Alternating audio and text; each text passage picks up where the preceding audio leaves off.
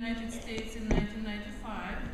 She graduated from St. Petersburg University and got her bachelor's degree in grammar, master's in pedagogy, and PhD in linguistics.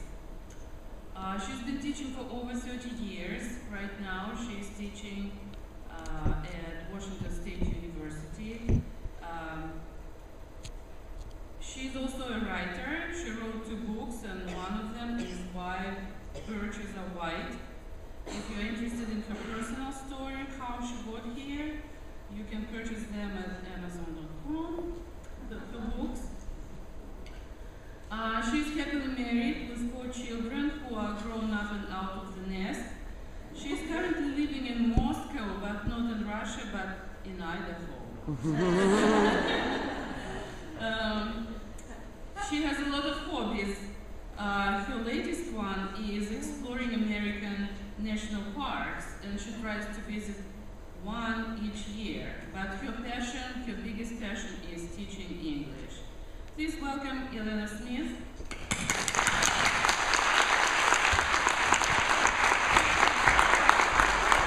Thank you so much. Thank you, Larissa. Larissa did a great job introducing me, but she didn't mention a very important thing for me, that I moved from St. Petersburg, Russia, to Moscow, Idaho. And St. Petersburg actually is not only the place where I got my degrees, but also where I was born and raised. So for me, it's an important little detail. First of all, I would like to thank all of you for coming. And I'm very delighted to be here. And ORTESOL, thank you so much for inviting me. It was very unexpected and very pleasant. I love Oregon and Portland. This is my 2nd visit, so I'm beginning to love it even more. Thank you. When I was thinking about what to talk about today, I started thinking about where we are as a profession in the world. And actually, amazingly, we're in a big place, because today, as I speak right now, there are 1 billion people learning English as a 2nd language. 1 billion people. Just think about this huge number. And we're in this business. And according to the United Nations Human Rights Profile, actually, American English is the most prominent variant of the English language because of the numbers of people who want to learn American English. And I was wondering why. Why is it American and not other types of English? And I asked my students this question.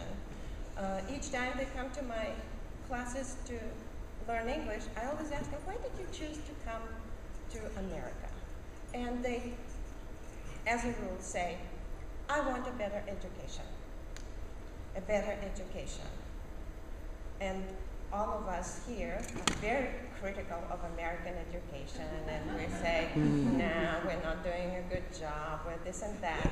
But if we just think about the world, still the United States is the place where they want to come to get a better education.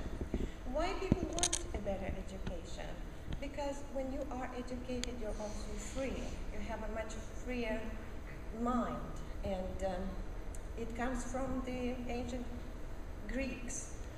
So American English is the language for people not only to learn English, but as I see it, also to receive education and to become free. It is always, America is always associated with freedom and liberty.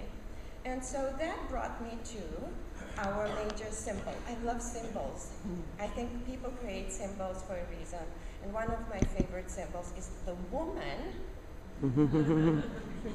who is carrying liberty to the world. And she is crowned. She has a crown which has 7 spikes, and actually each of these spikes represents one of the continents, and the symbol is that she is bringing freedom and liberty to the world. So the crown is a wonderful symbol of power and also being in control, but you can be in control in a good way. You can be a powerful crown that brings freedom of education and freedom of thinking. So that brought me to the title of this presentation today, The Three Crowns in Our World, in the ESL world, because I think we're powerful people. And the first crown we're going to talk about today is the instructor role in the teaching process, because I don't